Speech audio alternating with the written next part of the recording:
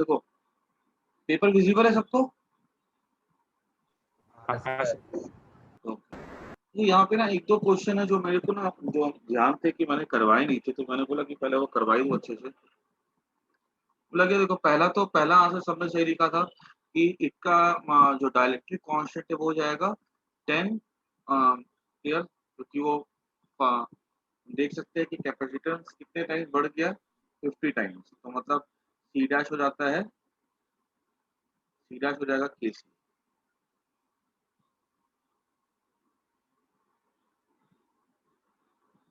C dash कितना 50 है, ये हो जाएगा 10। फिर हॉलो स्फीयर चार्ज इतना, how much electric flux emanate from the surface, तो फ्लक्स हो जाएगा q बाय एप्सिलॉन नॉट। ठीक है, बहुत बच्चों ने सही लिखा आंसर, कोई दिक्कत नहीं है। Relation between potential difference and capacitance q equal to cv, right explanation of energy stored in the capacitor having an magnetic direct, energy का स्टोर होता है हाफ एप्सिलॉन नॉट।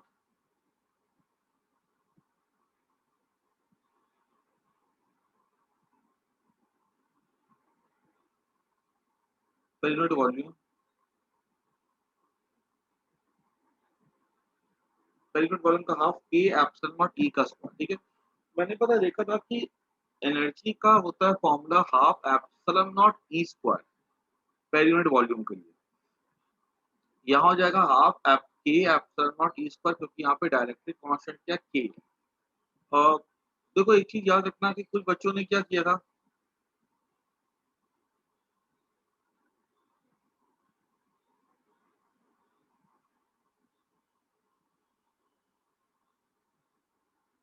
नहीं के डिवाइड नहीं होगा रचित, हाँ तुमने गलती की थी कि के मैंने भी डिवाइड के करके डिवाइड वाला लिखा मल्टीप्लाई था, होगा, है ना।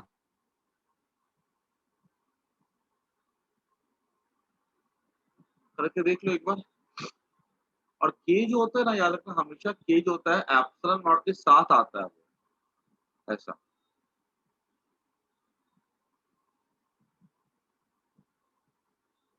और जो इफेक्ट ऑफ टेम्परेचर डायरेक्ट्रिक और कांस्टेंट की ऑफ इलेक्ट्रिक, तो डायरेक्ट्रिक का ये क्या डिक्रीज करता है डायरेक्ट्रिक कांस्टेंट। इसके पीछे रीजन भी देखा जाना अगर, तो हम ये देख सकते हैं, रीजन इसके पीछे हम ऐसा बोल सकते हैं ना कि देखो इलेक्ट्रिक फील्ड क्या होती है, इक्वल्स टू उसके अंदर हो जाता है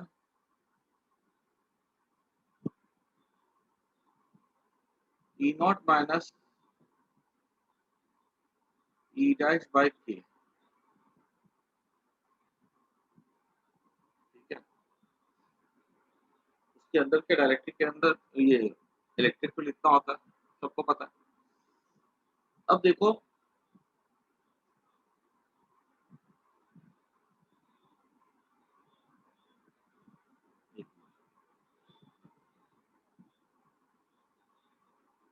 तो ई बाई के यहाँ पे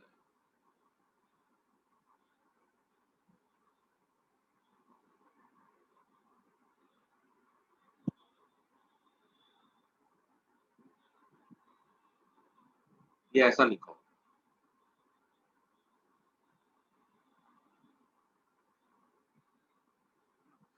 ई naught by K equals to E naught minus E dash.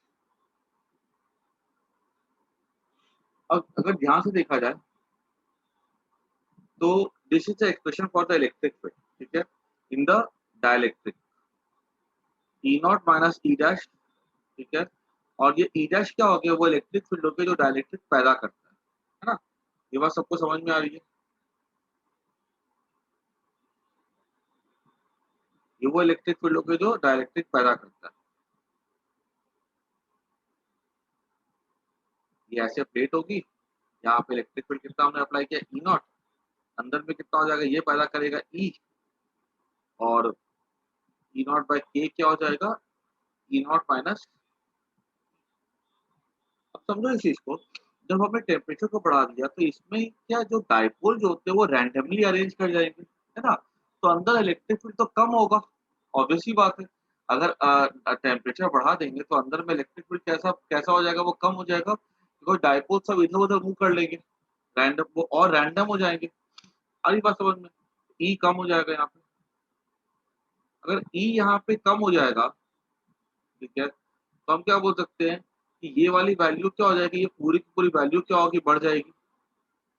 ये पूरी की पूरी वैल्यू बढ़ेगी, ठीक है, ओवरऑल। तो ऑब्वियसली बात, अगर पूरा बढ़ेगा तो के क्या हो जाएगा, ये हो जाएगा कम। ठीक है, ये पूरा अगर इंक्रीज कर जाएगा, अगर ई कम हो रहा है तो ये ओवरऑल इंक्रीज कर जाएगा, ओवरऑल इंक्रीज करेगा। मतलब के कम हो रहा है, दैट मीन्स के डिक्रीजेस विथ टेम्परेचर, के डिक्रीजेस। इसको नोट कर लो।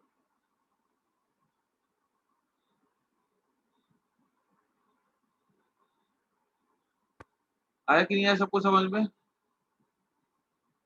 Yes sir. ओके सर हाँ बोलो। सर इसमें हम ऐसा रीजन दे सकते हैं, मतलब कि इन टेम्परेचर बढ़ाने से ज़्यादा रैंडम मोशन होगा मॉलिक्यूल्स का, तो ज़्यादा अपोज करेंगे वो फोर्स को, ऐसा। हाँ देखो, बात तो एक ही है कि टेम्परेचर बढ़ाने से रैंडम मोशन होगा, ठीक है। अब उसी से तुम कैसे भी एक्सप्लेन करो, ठीक है। उसके बाद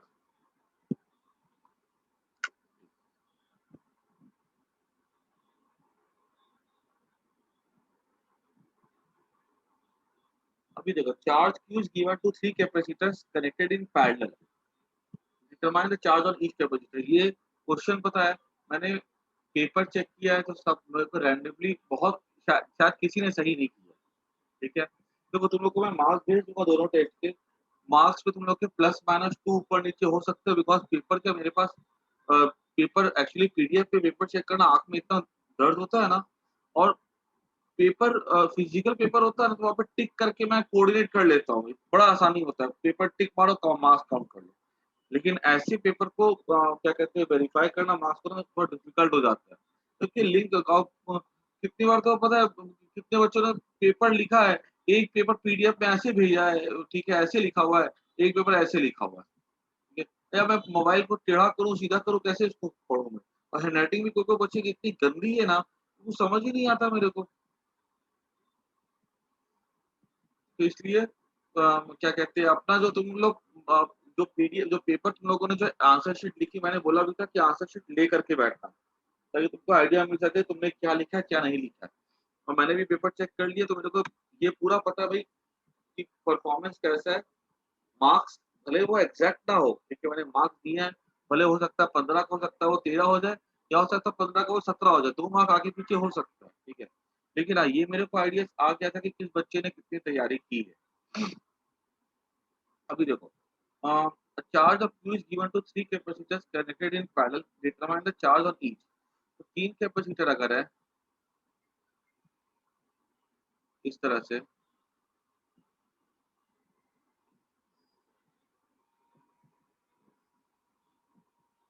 C1 C2, ठीक है, और यहाँ पे ना Q दिया गया चार्ज, तो हमको बताना है कि इक्विवेलेंट कैपेसिटेंस यहाँ पे क्या हो जाएगा,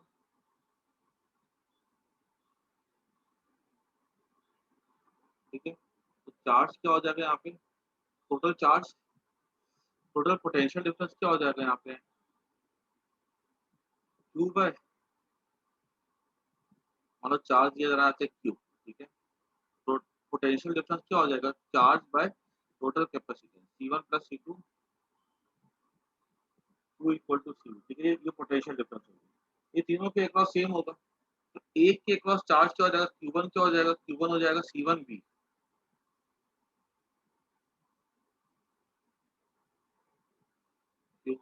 Q2 क्या हो जाएगा C2 भी,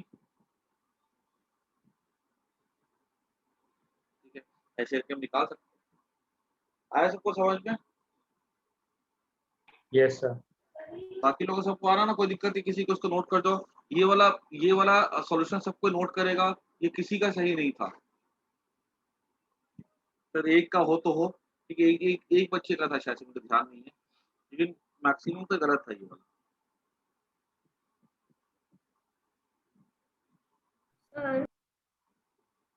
हेलो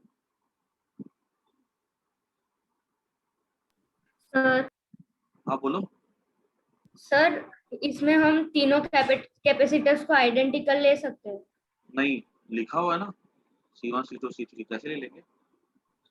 ओके। हाँ, तुमने शायद आइडेंटिकल लिया था ना, वहाँ पे मार्क्स कटे थे।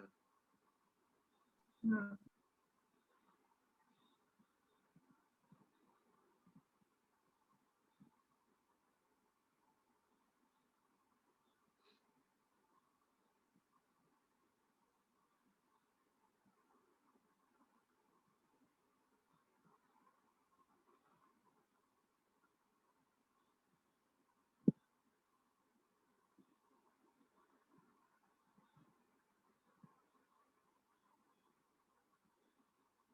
उसके बाद देखो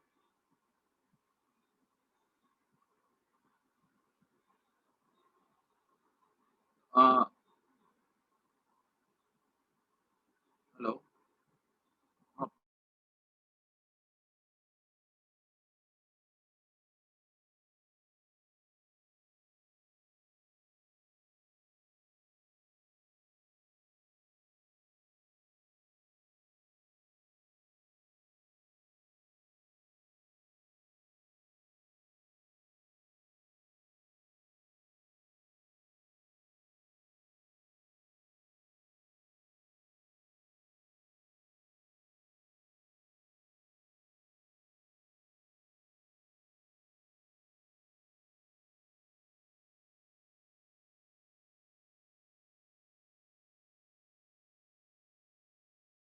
हाँ, बाकी ठीक है ना, मैं मैसेज कर दूंगा। वैसे तो हम क्लास ट्यूसडे थर्सडे और सैटरडे को होती है और संडे को। उसके बाद बोला गया है कि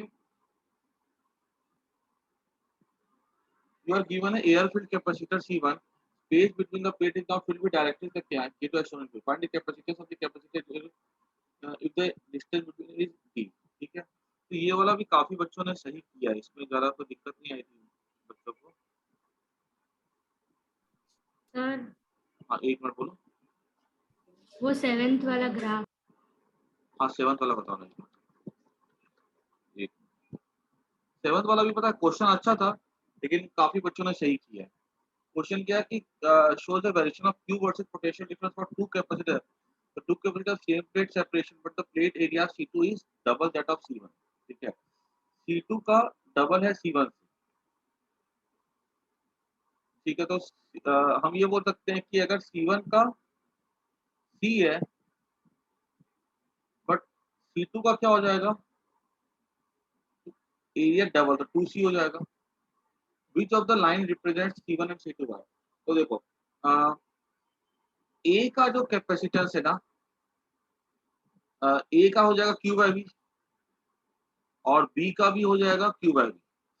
अब अगर ध्यान से देखो, ऐसी लाइन मैंने ड्रॉ कर दी, तो ए के लिए फॉर सेम वोल्टेज ए में चार्ज कैसा है, ज्यादा है, बी में चार्ज कैसा है, कम है। दिख रहा है कि नहीं दिख रहा है? तो कैपेसिटेंस हो जाता है सी को क्यू बाय वी हो जाता है। ठीक है, कैपेसिटेंस हो जाएगा क्यू बाय वी।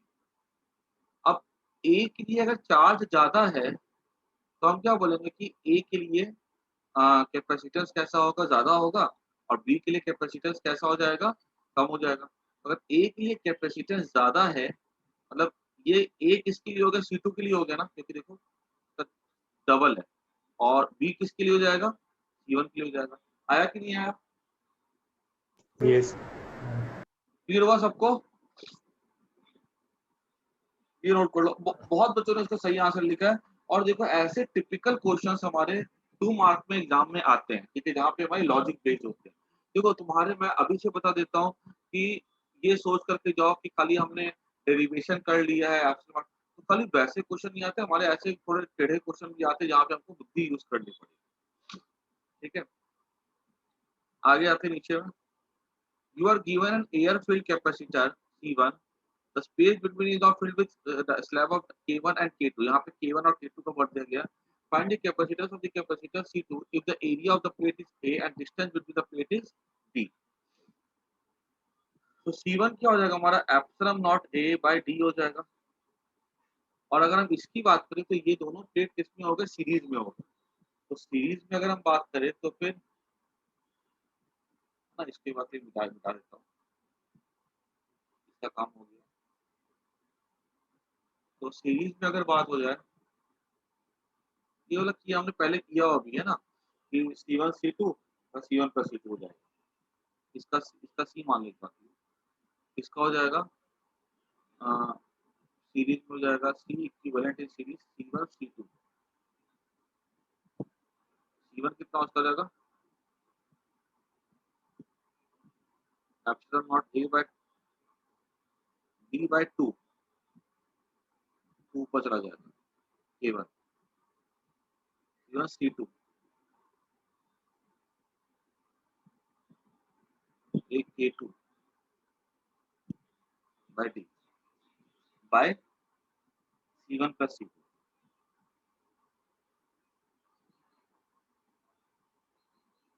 ये कॉमन ले लेंगे,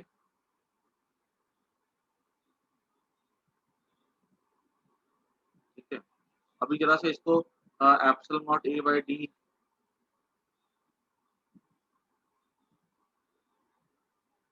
C1 plus C2, epsilon naught A by D common हो जाएगा, C1 प्लस C2 भी कॉमन हो जाएगा और ये पूरा का पूरा कट जाएगा,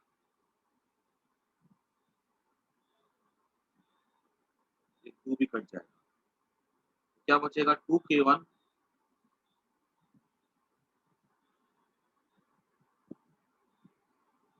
एक बचेगा, यहाँ पे एक बच जाएगा,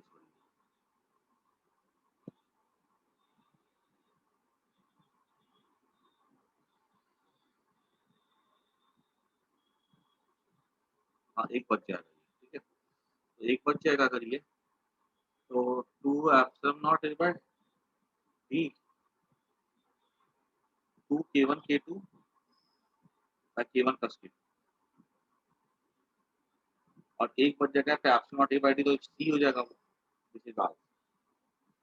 क्लियर हो गया सबको? सबको अपना आंसर में आंसर शीट पर चेक करते चले जाओ, ठीक है, कहाँ पे गलती हुई है तुम लोगों की, कहाँ पे नहीं गलती हुई है, समझ आया सबको? ये आंसर शीट सब लेके बैठे हो ना? हाँ सर। हाँ चलो, देखो अपने को क्या है, देखो चाहे जैसे भी हो अपने को सब्जेक्टिव टेस्ट का भी करना पड़ेगा, बिकॉज देखो इस बार बोर्ड एग्जाम कैंसिल हुई है, तुम लोग के टाइम पर ना बोर्ड एग्जाम कैंसिल होगी, तो अगर खाली ऑब्जेक्टिव करोगे ना तो फिर वो क्या ग्रिप नहीं प्रॉपर बैठ पाएगा, फिर जब एग्जाम में सीधे जब एग्जाम में जब आंसर बैठ के लिखने पड़ेंगे ना तो आप आंसर फ्रेम ही नहीं कर पाओगे, बिकॉज आदत छूट छूट चुकी होगी, ठीक है। तो क्योंकि अगर तो पढ़ाई ऐसी चीज है ना कि पढ़ भले रहोगे नर्सरी केजी से, लेकिन पढ़ने की आदत नहीं पड़ी होगी, ठीक है। लेकिन अगर नहीं पढ़ोगे ना तो जो पढ़ने की आदत जरूर खत्म हो जाएगी, ठीक है। अच्छी आदत कब से भी करते रहो वो लगती नहीं है, लेकिन बुरी आदत तुरंत लग जाती है।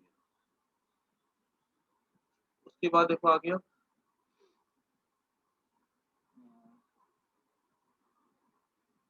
अभी क्वेश्चन नंबर 8 हो गया,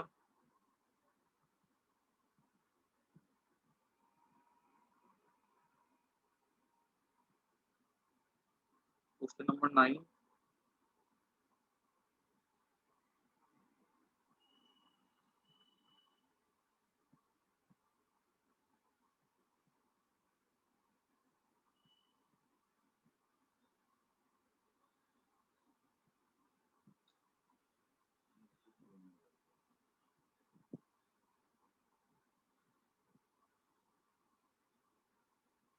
हाँ 9 वाला देखो, यहाँ पे बोला गया है कि energy of the capacitor varying with resistance is shown the find the in which the graph charge is constant and potential difference is constant। ये भी अच्छा क्वेश्चन था और काफी बच्चों ने सही भी किया है। यहाँ पर देख सकते हो कि यहाँ पे energy is inversely proportional to capacitance. देखो एनर्जी का फॉर्मूला हो जाता है हाफ सी वी स्क्वायर,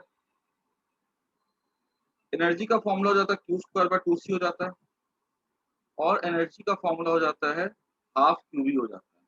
और ये तीनों कोई अलग अलग बोल सकते हो, लेकिन हम एक याद कर जाएंगे तो हम उसको हम लोग क्या कहते हैं दूसरे को बाकी दो को निकाल सकते हैं। यहाँ पे देखो जो एनर्जी है ना वो कैपेसिटेंस के साथ घट रही है, तो U is inversely proportional to, ये तीनों एनर्जी के फॉर्मूले, तो U is inversely proportional to capacity, ये वाला ऑप्शन, ठीक है। उसके बाद देखो यहाँ पे एनर्जी जो है कैपेसिटेंस के साथ बढ़ रही है, ठीक है। अम, अगर एनर्जी जो यहाँ पे कैपेसिटेंस के साथ अगर बढ़ रही है, ठीक है, तो U is proportional to C, ठीक है। मतलब यहाँ पे क्या U is proportional to C है, अगर C के साथ U बढ़ रहा है मतलब V कांस्टेंट होना चाहिए, यहाँ V कैसा होगा, V इज कांस्टेंट, यहाँ पे U इज। उसके बाद नेक्स्ट क्वेश्चन है व्हाट इज इलेक्ट्रोस्टैटिक शील्डिंग। तो कोई भी ऐसा सेटअप हो जिससे कि जिसमें अंदर इलेक्ट्रिक फील्ड, जिसमें बाहर के चार्ज डिस्ट्रीब्यूशन अंदर के अंदर में क्या कहते हैं, अंदर के इलेक्ट्रिक फील्ड प्रोड्यूस ना कर सके, ठीक है, उसको हम लोग कहते हैं इलेक्ट्रोस्टैटिक शील्डिंग। जैसे मान लो कोई मेटल की सिंपल सी बात है, मान लो कोई मेटल का थिंग है ऐसे कैविटी, ठीक है। अब अगर मान लो बाहर का चार्ज डिस्ट्रीब्यूशन कैसा भी हो, ठीक है, अंदर में जो इलेक्ट्रिक फील्ड है ना वो उस पर फर्क नहीं पड़ने वाला है, ठीक है। या अंदर में कोई भी इलेक्ट्रिक फील्ड यहाँ पे पैदा नहीं हो सकता है, भले हम बाहर का चार्ज कैसा ही मूव हो रहा है, ये पूरा शील्डेड है, ठीक है। This is called as electrostatic shielding, ठीक है। इसका इंपॉर्टेंस क्या होता है, जो भी सेंसिटिव इंस्ट्रूमेंट होते हैं, ठीक है, गैल्वेनोमीटर वगैरह वगैरह, उसको हम लोग कहाँ पे रखते हैं, उसको हम रखते हैं इलेक्ट्रोस्टैटिक शील्डेड रखते हैं, कैविटी में रखते हैं, ताकि बाहर के इलेक्ट्रिक फील्ड उस पर फर्क नहीं ला सके, ठीक है, ऐसा। बाकी एक बार टेक्स्ट बुक पढ़ना, वहाँ पे प्रॉपर वर्ड्स जो लिखे तुमको मिल जाएंगे। What is the ratio of potential difference that must be applied across the parallel and series combination with the capacitance? ये वाला क्वेश्चन मैंने पता क्लास में करवाया हुआ है,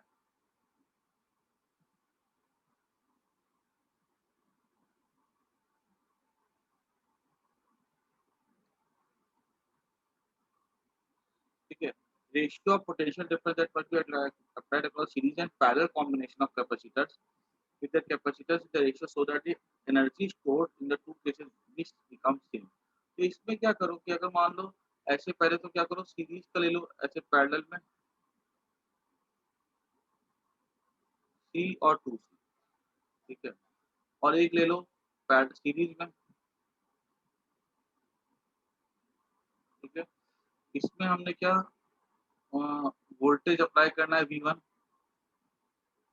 और इसमें कितना वोल्टेज अप्लाई करना है V2, इसमें एनर्जी कितनी स्टोर हो जाएगी, हाफ C इक्विवेलेंट V का स्क्वायर, और इक्विवेलेंट तो पता है यहाँ पे 3C होगा, और यहाँ पे क्या करना, हाफ इक्विवेलेंट ले लेना, यहाँ पे इक्विवेलेंट क्या हो जाएगा, पैरेलल में C1 C2 बस C1 प्लस C2 हो जाएगा 2C1 C2 2C square by 3C V2 का स्क्वायर, ठीक है, और ये कट जाएगा।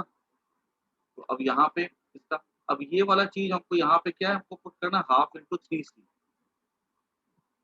V1 का स्क्वायर, और यहाँ पे हमें क्या पुट करना है, हाफ हाफ कट जाएगा C बाय 3 V2 का स्क्वायर। अब यहाँ पे जो एनर्जी है ना, और जो एनर्जी यहाँ पे स्टोर होगी, इसको हमें क्या करना है, इक्वल दिखाना है।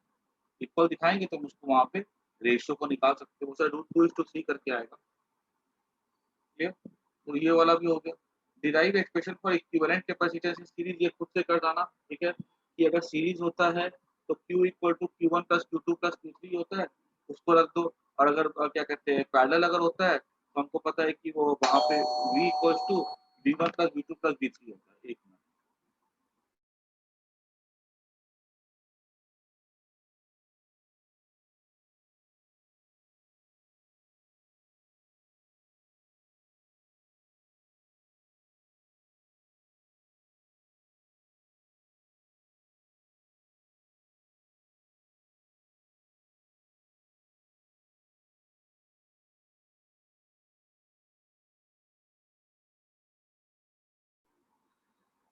यहाँ पे रुको ना,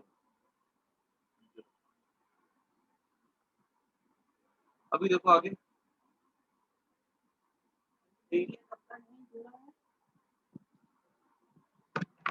5 identical horizontal square metal plates of area plates at distance G apart, one कर दीजिएगा।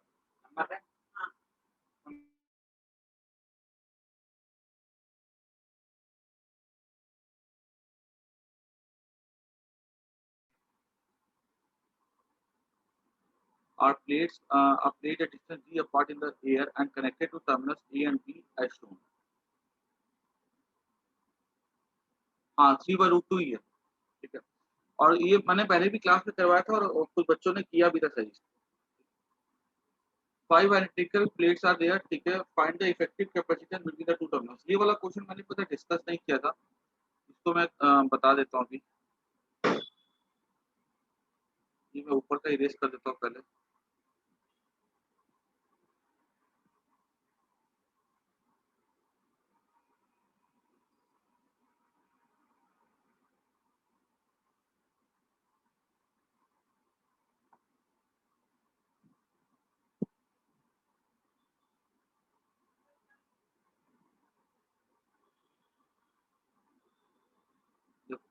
यहाँ पर ध्यान दो ना, अगर तो यहाँ पर तुम देखो, ये वाले क्वेश्चन में अगर हम यहाँ पर देखें एक पॉइंट का, तो पोटेंशियल मान लो V है और ये दूसरे एंड से कनेक्टेड है बैटरी का, मान लो यहाँ पोटेंशियल 0 है।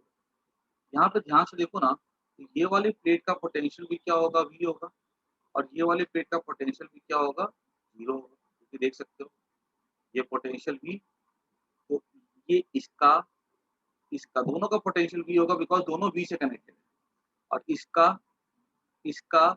और इसका तीनों का 0 होगा, क्योंकि तीनों एक ही पॉइंट से V से कनेक्टेड है ना।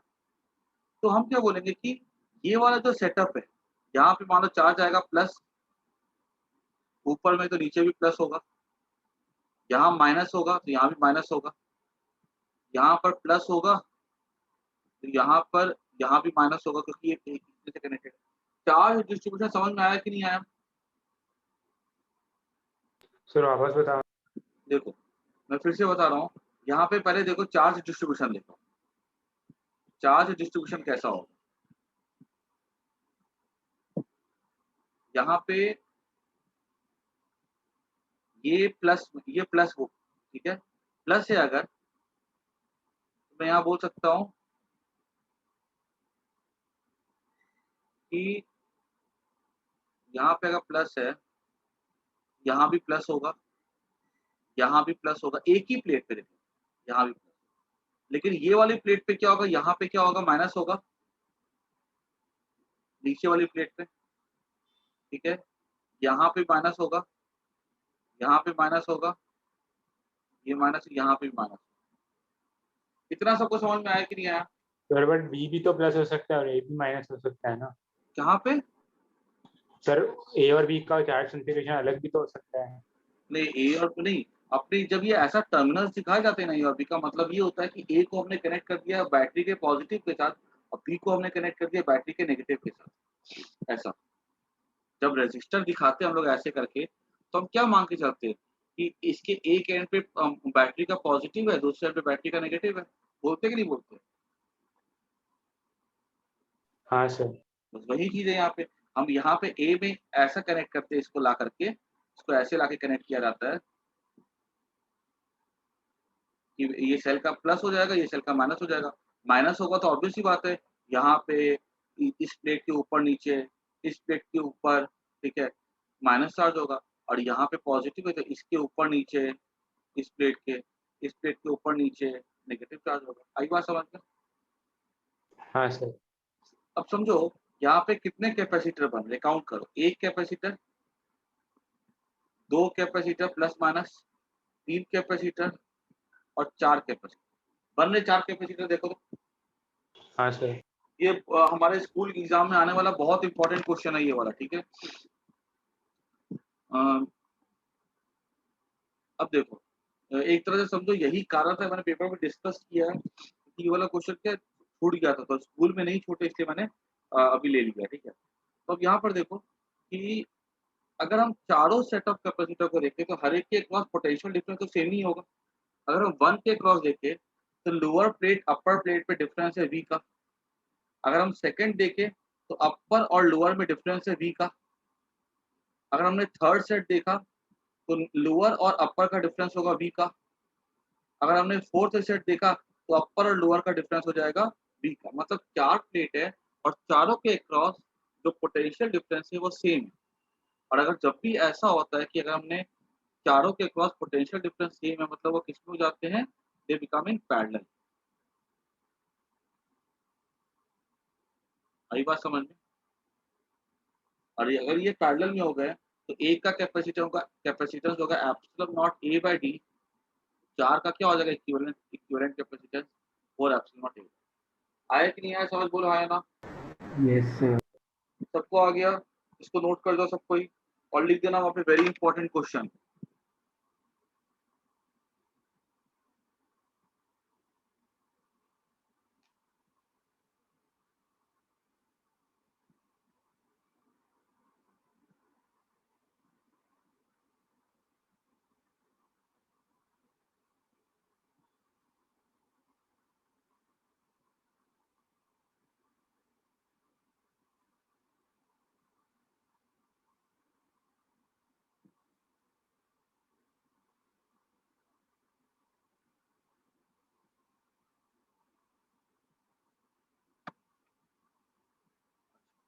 ये हो गया नोट सबका? हाँ सर। अच्छा, बहुत बढ़िया। अब देखो यहाँ पे v का प्लस है, v का माइनस होगा, तो ये v, ठीक है, ये प्लस होगा तो ये पूरा प्लस हो जाएगा, ये भी पूरा प्लस हो जाएगा, ये माइनस हो जाएगा और ये माइनस हो जाएगा।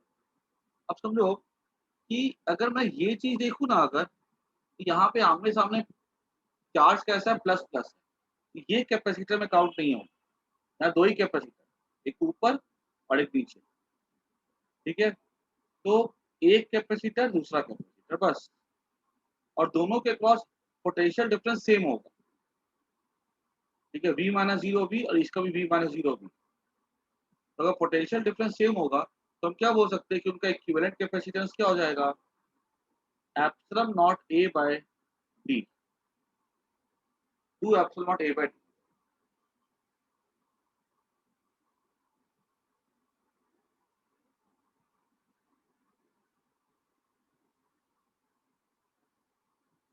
इसको नोट कर दो।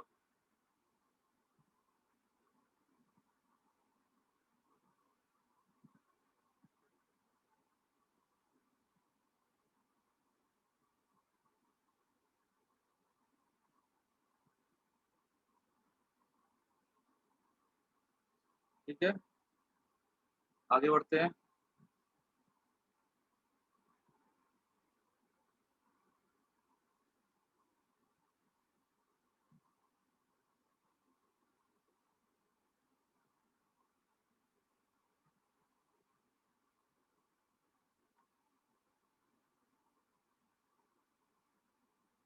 उसके बाद question number 13,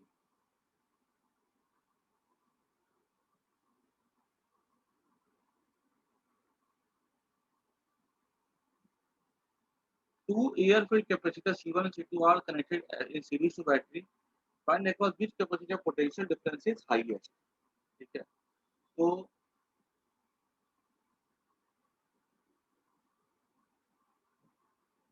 are connected in series, ठीक है। अच्छा, ये तुम लोग को सिलेबस मिला क्या अवनी?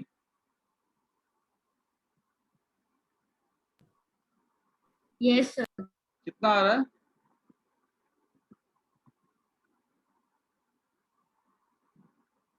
हाँ,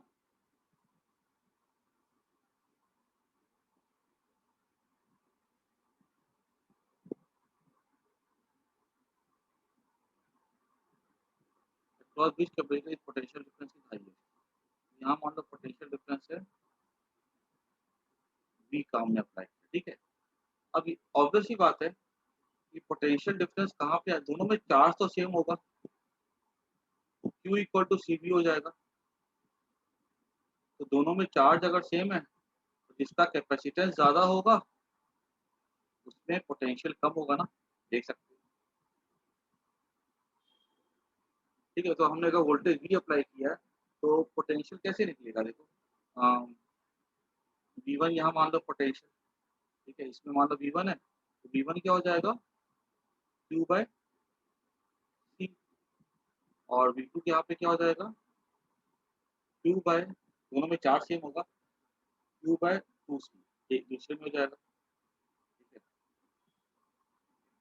इसको ना 2C कर दो, इसको C कर,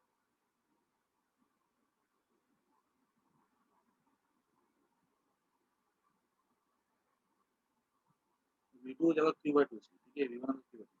अब V1 प्लस V2 किसके इक्वल हो जाएगा? V के। तो हमको यहाँ पे क्या कहते हैं, अब ये करने की जरूरत भी नहीं है, डायरेक्टली देख के बता सकते हैं कि कैपेसिटेंस V1 में यहाँ पे छोटा नंबर है तो ये V1 यहाँ बड़ा होगा, मतलब C के क्रॉस वोल्टेज बड़ा होगा और 2C के क्रॉस वोल्टेज छोटा होगा। Draw the graph for variation of potential difference with distance from A to B। Question में 2C इसलिए लिखा है ना, एक C, यहाँ पे भी हमको वैसे ही ऑर्डर लिखना पड़ेगा।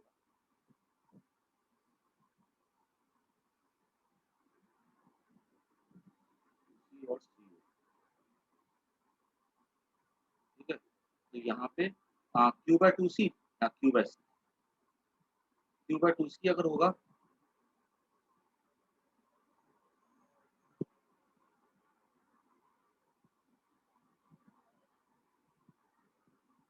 तो इसमें वो हम देख सकते हैं कि बड़ा होगा कि छोटा होगा, ठीक है।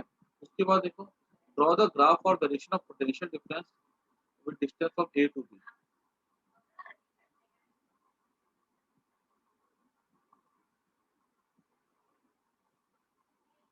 पोटेंशियल डिफरेंस की अगर बात की जाए तो यहाँ पर पोटेंशियल डिफरेंस क्या होगा, पहले V था ना, देखो पोटेंशियल डिफरेंस यहाँ पे V होगा, ठीक है, फिर यहाँ पे घट जाएगा पोटेंशियल डिफरेंस, ठीक है, यहाँ पे घट करके कितना 0 हो जाएगा।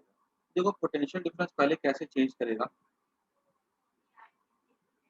पोटेंशियल डिफरेंस यहाँ पे, यहाँ पोटेंशियल डिफरेंस अगर मान लो V है, ठीक है, मुझे ना ये पार्ट अब करना पड़ेगा। V1 क्या हो जाएगा, देखो तो मेरा V1 हो जाएगा V1 को अगर मैं लिखता हूँ V1/V2 इक्वल टू हो जाएगा 2, है ना, देखो तो V1/V2 हो जाएगा 2। दिस इंप्लाइज दैट V1 हो जाएगा 2V2, V1 हो जाएगा 2V2, 2V2 plus V2 3V2 हो जाएगा, V2 कितना हो जाएगा V/,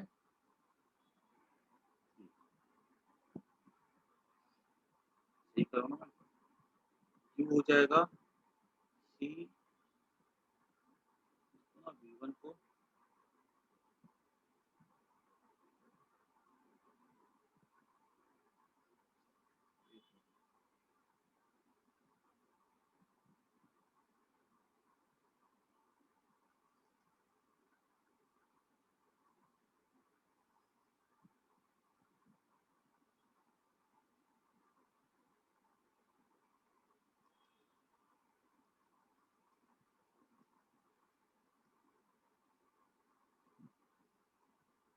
देख लो एक बार, V1 हो जाएगा यहाँ पे Q/2 और V2 क्या हो जाएगा हमारा Q/C, V1/V2 हो जाएगा, डिवाइड करेंगे तो ये ऊपर चला जाएगा तो 1/2, ठीक है। तो V1 यहाँ पे हम क्या ले लेंगे, V1 को भी लेते हैं अगर x, तो V2 क्या हो जाएगा हमारा 2x, तो 3x किसके इक्वल हो जाएगा V के, x क्या हो जाएगा V/, यहाँ पे V1 क्या हो जाएगा V/3, और यहाँ पे V2 क्या हो जाएगा 2V/3। तो पहले वोल्टेज यहाँ V था, ठीक है, इसके क्रॉस कितना वोल्टेज हो जाएगा, 2C के क्रॉस कितना वोल्टेज हो जाएगा x, x मतलब क्या हो गया V/3, ठीक है। तो यहाँ पहले वोल्टेज कितना था V, अभी V/3 यहाँ पे ड्रॉप हो गया तो 2V/3 हो जाएगा ना, ठीक है। उसके बाद फिर यहाँ पे कितना हो जाएगा वोल्टेज, फिर यहाँ पे कितना 2V/3 का ड्रॉप हो रहा है तो ये ऐसे हो जाएगा, ठीक है। V/3 V से पहले कितना कम हो जाएगा वो, ठीक है, V से पहले वो कम होकर के हो जाएगा V/3, और फिर वो कितना कम हो जाएगा, सर फिर तो बढ़ेगा ना कैसे बढ़ेगा, सर, V2 बड़ा है जब पोटेंशियल डिफरेंस B पे आता है, हायर हो रहा है। वोल्टेज यहाँ पे V हमने लिया, सेल का वोल्टेज V है, तो इसके हाँ क्रॉस वोल्टेज ड्रॉप हुआ कि नहीं हुआ, हाँ सर। ठीक है, तो V यहाँ पे था, इसमें कितना ड्रॉप हुआ वोल्टेज का? ड्रॉप मतलब घटाव कितना हुआ? X का हुआ। एक्स तो वहां पर है ना सर, तो V minus X x drop घटेगा हुआ ना। ना, मतलब इसके अक्रॉस कितना पोटेंशियल डिफरेंस हुआ? X हुआ कि नहीं हुआ? हाँ सर। ठीक है, मतलब यहाँ पे V था, तो इसके अक्रॉस अगर पोटेंशियल डिफरेंस अगर X हुआ, तो X कैसी होगा? जब यहाँ पर पोटेंशियल डिफरेंस X से कम हो जाए, मतलब कि V/3 है, तो यहाँ पोटेंशियल डिफरेंस 2V/3 हो जाएगा ना। ये तो ना डिफरेंस कितने का आएगा? V/3 का आएगा। हाँ सर। आई बात समझ में? अब यहाँ पे पोटेंशियल डिफरेंस कितने का है? 2V/3 का है। यहाँ पे कितने का है? सेकंड के क्रॉस वो 2x का है, तो 2x मतलब 2V/3। अब ये कैसे, देखो बैटरी का नेगेटिव है, तो यहाँ पे तो पोटेंशियल जीरो लेंगे, तो आ रहा कि नहीं आ रहा 2V/3? देखो तो, हाँ सर। अब देखो तो पोटेंशियल V से कम हो गया, कितना हो जाएगा? पहले 2V/3 हो जाएगा, है ना। देखो तो A से लेके अगर C पे देखा जाए, तो A पे V है, तो C पे कितना हो जाएगा? 2V/3। ठीक है, या इसको कैपेसिटेंस C है तो D मान लो। D पे कितना हो जाएगा? 2V/3 हो जाएगा, और फिर V पे कितना हो जाएगा? जीरो नहीं हो जाएगा? तो सर स्ट्रेट लाइन भी हो सकती है ना। हाँ, तो स्ट्रेट लाइन तो, लेकिन वो स्ट्रेट लाइन हो रही है, लेकिन तुम देखो ना, स्लोप सेम नहीं ना रहेगा एक्चुअली। स्लोप सेम रहेगा। हम्म, अगर ये एक कैपेसिटर होता ना, तो मैं ऐसे ड्रॉ कर देता, कोई दिक्कत नहीं। ठीक है, एक में अलग चेंज हो रहा है, फिर दूसरे में अलग चेंज हो रहा है, ऐसा कर।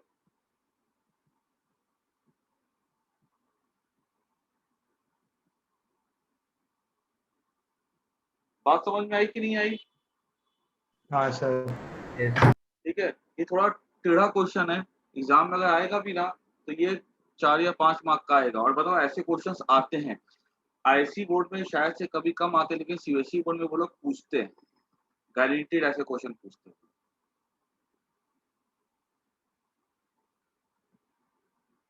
ठीक है ना।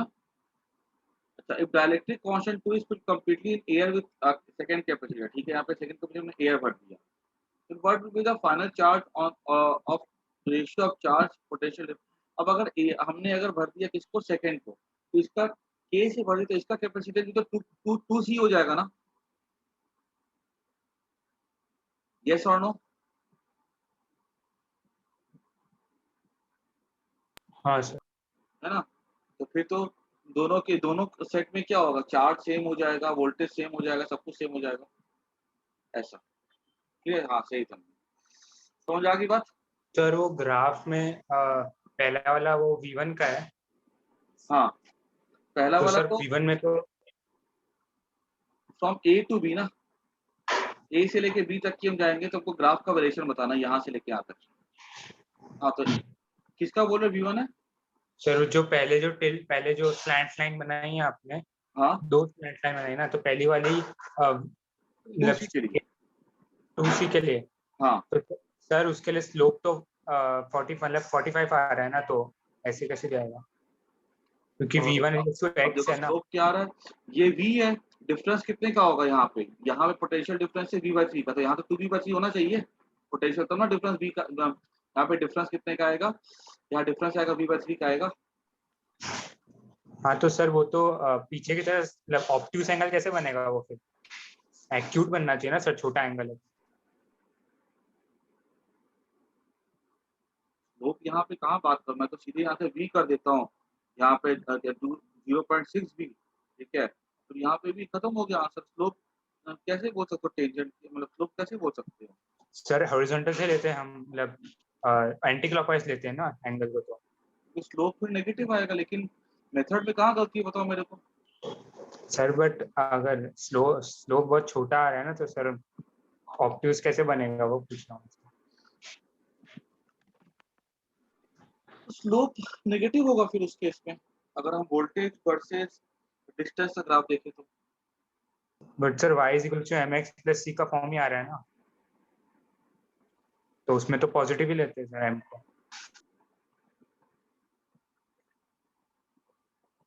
नहीं, एक मिनट रुको, मैं चेक भी कर लेता हूँ, ठीक है, एक बार।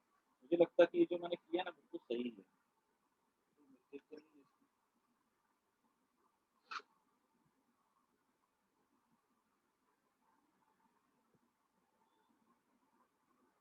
एक मिनट।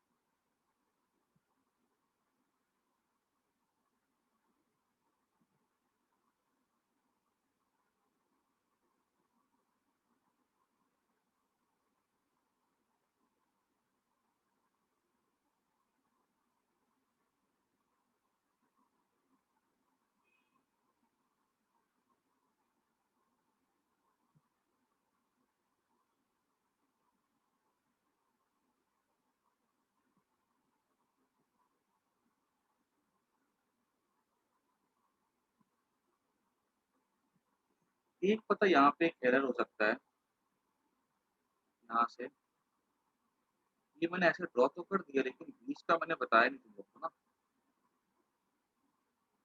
देखो, इसमें क्या है, सब कुछ सही जा रहा है, ठीक है। यहाँ पर बस खाली एक करेक्शन अपने को करना होगा, इसमें ना, अगर ये ए पॉइंट है, यहाँ से ये ऐसे जाएगा, फिर ये ऐसे जाएगा, ये पार्ट में पोटेंशियल कांस्टेंट रहेगा, फिर ये ऐसे जाएगा, ये ऐसे जाएगा, बाकी सब सही है।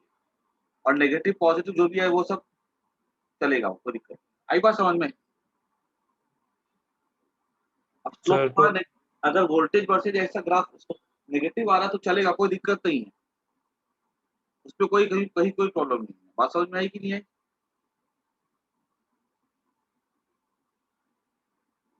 सर ग्राफ कैसे बनाया समझ नहीं आया। ये देखो ग्राफ, यहाँ पे V है, दिखाया V मैंने, यहाँ पे हाँ वोल्टेज सर। 2V/3 हो जाएगा, यस और नो? हाँ सर। क्योंकि इसके पास वोल्टेज V/3 है, तो डिफरेंस मान लो यहाँ पे V है, डिफरेंस V/3 है, तो मैं क्या ले सकता हूँ, V यहाँ पे कितना वोल्टेज होगा, -x, मान लो x है, इक्वल टू V/3 हो जाएगा। तो यहाँ पर वोल्टेज कितना हो जाएगा, हो जाएगा 2V/3 हो जाएगा ना। हाँ सर। तो यहाँ पे देखो 2V/3 दिखाया मैंने, फिर यहाँ पे पूरा कांस्टेंट है ये, तो कांस्टेंट दिखा दिया मैंने, यहाँ से लेके यहाँ तक की। आई बात समझ में? और फिर यहाँ पे 2V/3 है, यहाँ पे 0 होगा, या 2V, यहाँ पे 0 दिखा दिया मैंने, देखो समझ आया कि नहीं आया? हाँ सर। इसको बस नोट कर दो एक बार अच्छे से। ये अगर टिपिकल कोई टफ क्वेश्चन अगर आता है 3 मार्क का 4 मार्क का, तो आने की चांसेस है ऐसे क्वेश्चन, ठीक है। और अगर मान लो ये क्वेश्चन में, तो अगर इस क्वेश्चन में हमने ए को यहाँ मान लिया होता, ठीक है, तो फिर क्या होता, तो पहले मैं क्या करता, इसको मैं ऐसे दिखाता, फिर देखो इसको मैं ऐसे दिखाता, ठीक है, पहले यहाँ कांस्टेंट होता यहाँ तक की, फिर कम होता, ठीक है, फिर कांस्टेंट रहता, फिर कम हो जाता। बात समझ में आई कि नहीं आई? Yes sir. ठीक है, सबको समझ आ रहा है कि नहीं आ रहा है? ये टिपिकली ये देखो थोड़ा टफ क्वेश्चन है, ठीक है, नो डाउट, लेकिन इसको कर जाओ, इसको नोट कर दो सबको।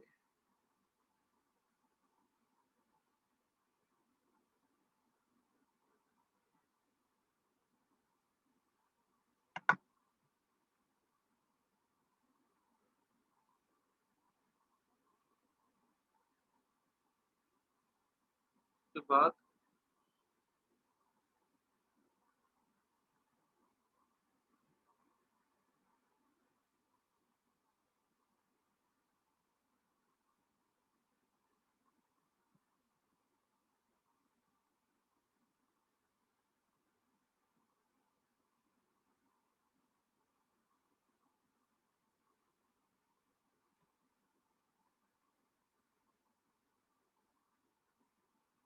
अब ये वाला क्वेश्चन जो हम लोग नेक्स्ट क्लास में डिस्कस कर लेंगे, ठीक है? ये वाला मेरे को रजिस्टर भी करवाना है, ठीक है? और ये वाला तो 14 वाला मैंने करवाया हुआ है क्लास में, ठीक है? इसको छोड़ देता हूँ मैं, ठीक है? और ये वाला क्वेश्चन मैं नेक्स्ट क्लास में डिस्कस कर लूँगा, ठीक है? आज के लिए काफ़ी है। Thank you sir. Bye, take care. ये पेपर ना मैसेज कर देता हूँ।